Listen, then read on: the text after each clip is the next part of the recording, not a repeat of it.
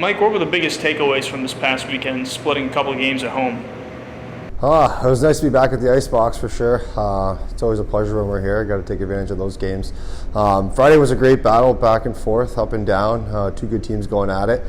Pretty happy with the outcome. And then Saturday, I thought we got off to a great start. We knew we had to jump on them early. They didn't play the night before. And then going into the second period, we didn't really stick to our system exactly what we wanted to do. We deviated from the plan a little bit, and it's a good team, right? They can score goals at will, and we tried to slow them down, and we didn't do a great job of that second half of the game. So both games this past weekend, goals in the opening 5 minutes, both nights. It feels like over the last couple of weeks, you guys have gotten off to much better starts than you felt like for a little bit. What do you attribute to that being the reasoning for that? It's definitely been a talking point for sure. The guys are coming prepared to get a good start on the game now. We got to play full 60, right? Before we were getting slow starts and great finishes, but hopefully we can combine the two here and put a good 60 minutes together. Coming up this weekend, taking on Omaha. This is a team who they look different from the last time you guys saw them, but I imagine they're going to be still pretty hungry. How do you keep the guys locked in on that, knowing that this is a team who's got a record below you, but at the same time you imagine they're going to give a pretty good competition? Yeah, no, we don't look at the standings when we're playing our opponents by any means. It's nice to see a little bit of a different roster for them for sure. We're going through that and talking about their new power play and special teams that they have with a different look with new players, like you said.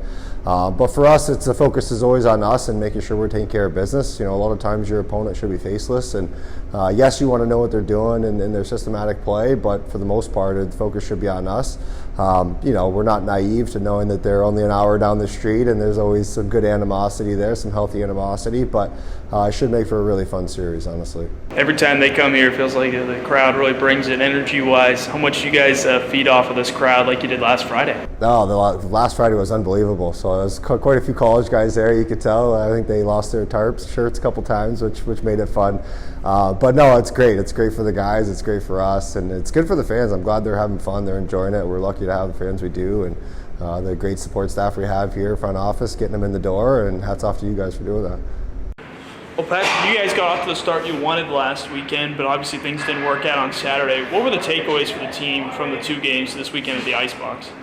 Yeah, I mean, both games we started off strong, and that's something we've kind of struggled with earlier on in the season. So we finally got the starts we wanted, but we got to be able to finish those starts off and keep playing consistent throughout the game.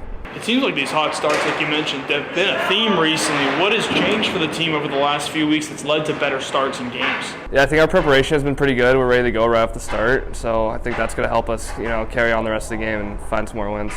Game for you on Friday, of course, the game-winning goal, shorthanded. I talked with you a little bit after that game, but just a really exciting moment for you in that one. When was the last time you think you had scored, a shorthanded goal that was that big? Obviously, you said you hadn't had a game-winning shorthand before. Can you think of another instance that was close to that? Yeah, I don't know. I didn't get a shorty last year, so it'd go back to my youth days, but not many, that's for sure. And that kind of thing, you feel like that despite losing last Saturday, you think that some of the momentum from that win can still be brought into this coming weekend? Yeah, for sure. I think we can take the positives out of this weekend and kind of keep those and, build on those for next weekend and, focus more on those than the negatives, but, clean up those negatives and figure it out.